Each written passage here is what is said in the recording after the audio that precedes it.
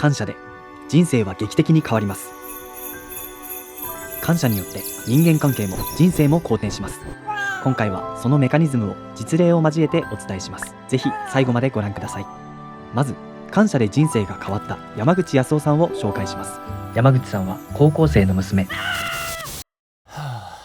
みおちゃんのことで悩んでいました。みおちゃんはすごい感触持ちで定期的に感情が爆発してしまい、椅子を投げたり部屋中に本をぶちまけてしまったりしました。ある日、山口さんは感謝で人生が激変した人の話を聞きます。その話に深い感銘を受けた山口さんは、これまでみおちゃんから与えられたことを思い出し、ノートに書き出していきました。みおが普通に学校に通えること、小さい時から笑顔に癒されていたこと、病気にならず健康でいてくれること、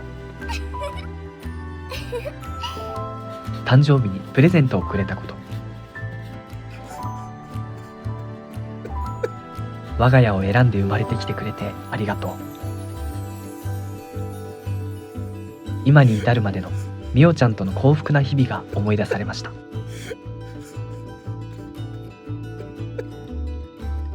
季節が移り変わっても山口さんはみおちゃんへの感謝を続けました。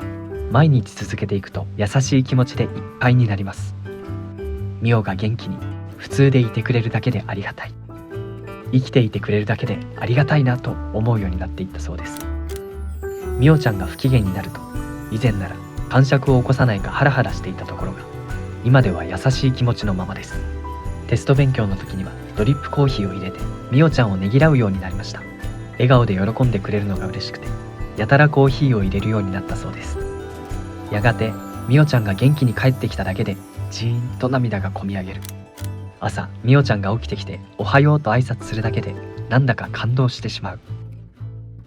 こんなにも変わるとは思わなかったと山口さんは話してくれました。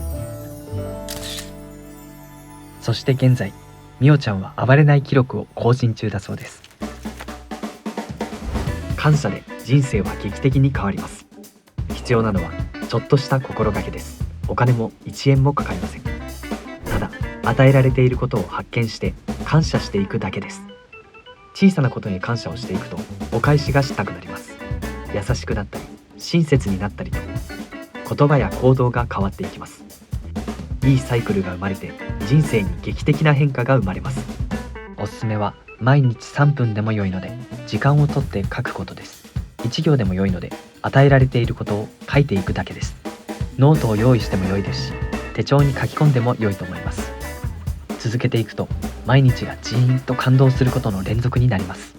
家族が健康でいてくれる、普通のご飯に感謝、目が覚めて命があることにジーンと感謝、道に咲く花に感動、猫を見て頑張って生きているなぁと感動、青空に感動し雨に感謝するようになります。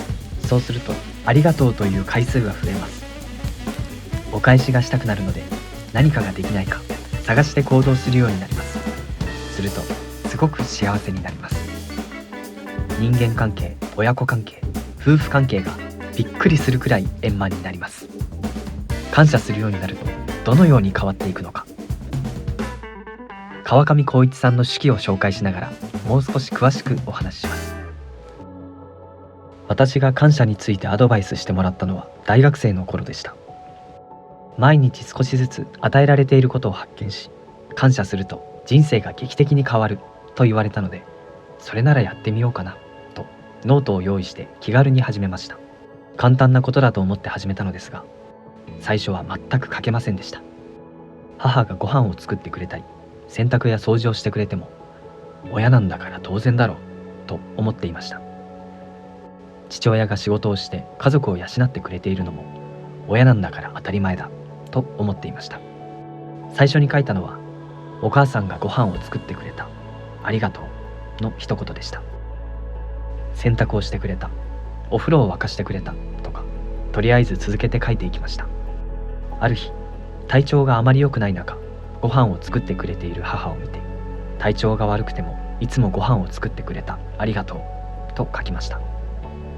父も体調が悪い時でも家族のために働いてくれているんだと思えるようになりました。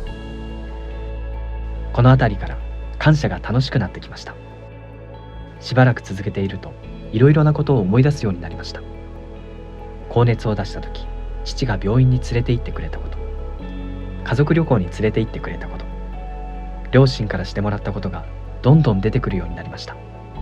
不思議なのですが、私が寝ている時に父が仕事から帰ってきて布団をかけてくれた時の父の優しい気持ちを感じたり、赤ちゃんだった時にいっぱい注いでもらった両親の愛情を感じました。私はこんなにも親に愛されてきたんだと涙があふれました。父や母にありがとうということが増え、食器を片付けたり洗い物をしたりお風呂を入れたり手伝いをすることが増えました。1ヶ月くらい過ぎると、ありがたいなぁと感謝の気持ちが一日中続くようになりました。電車に乗って夕日の景色を見て、突然感謝がこみ上げて涙がポロポロと流れてびっくりしたこともあります。あんなにたくさんあった不平不満は消えていました。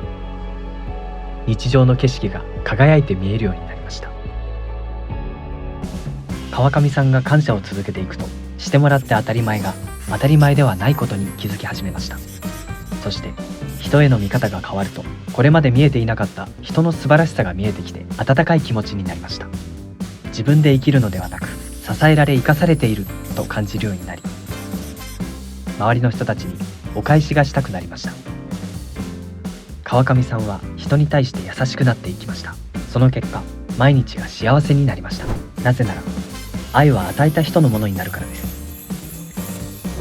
他の人に優しくするなど愛を与えると、その愛は与えた人のものになり、幸福感が高まります。実はこの感謝から与える愛へのプロセスこそが幸福な人生を開く鍵なんです。まとめるとこういうことです。